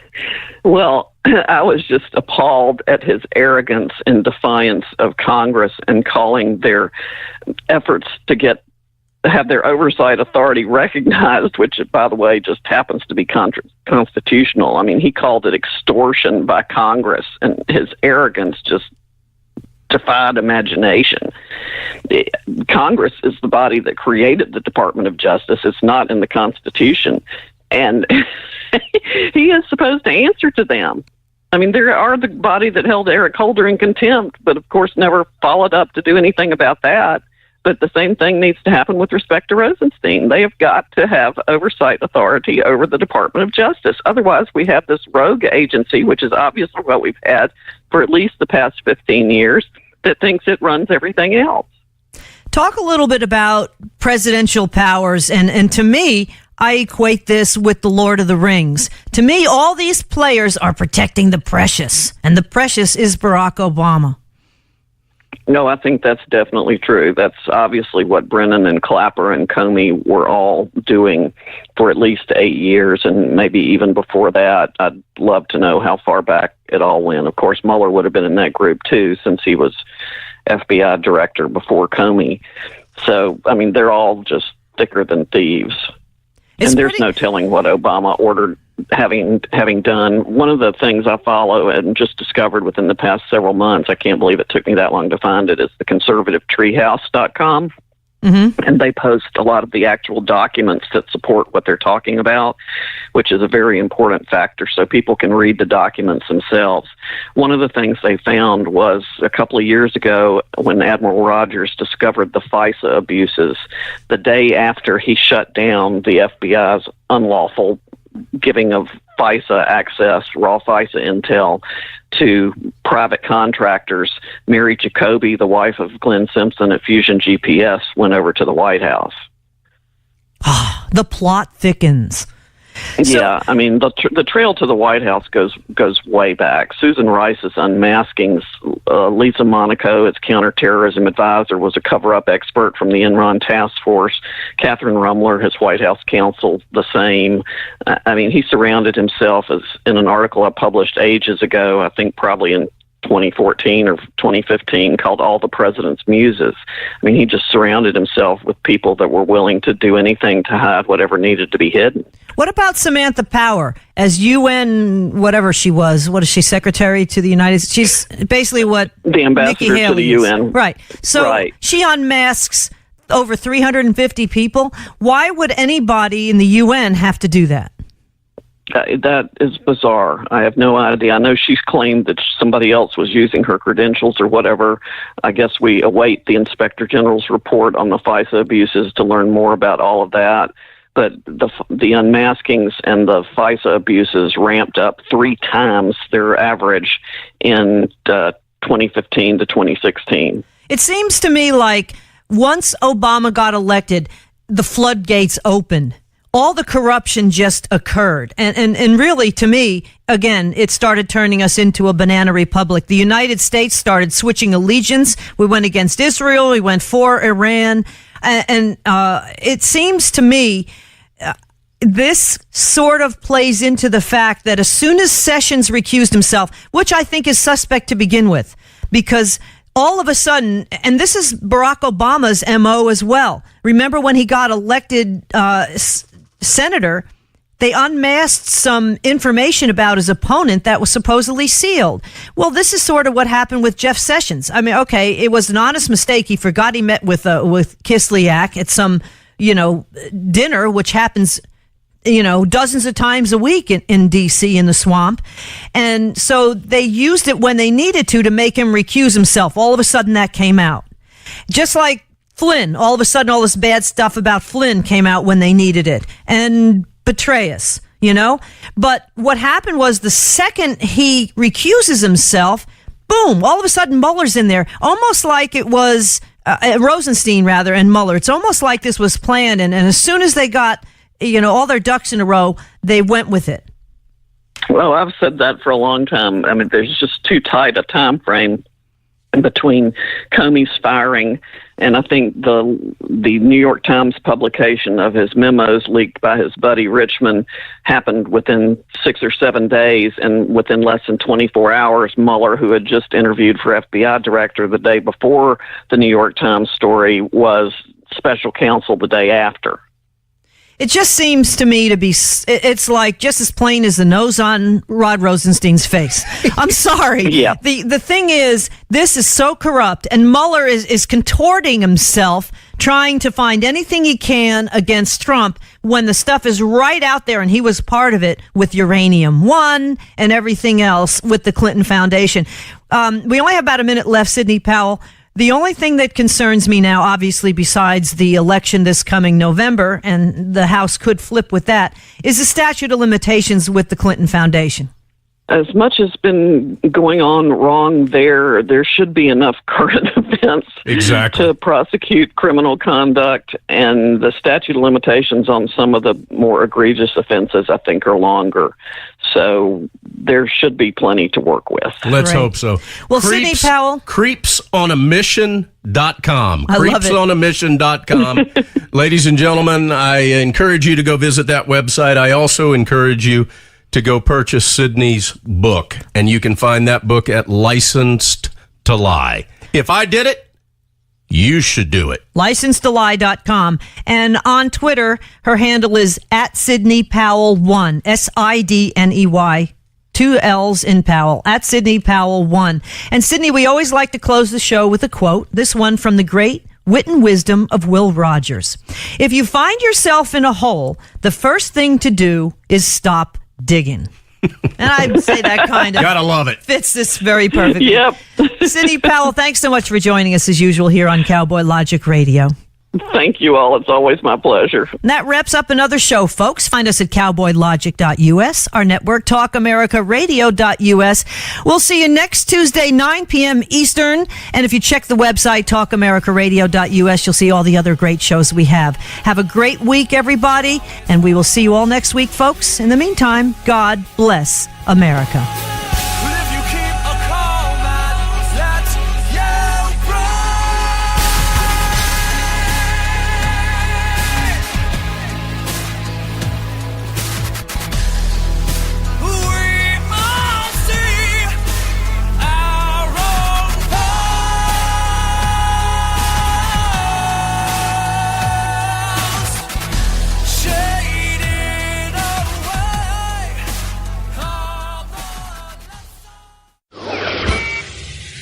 Out on the web at cowboylogic.us.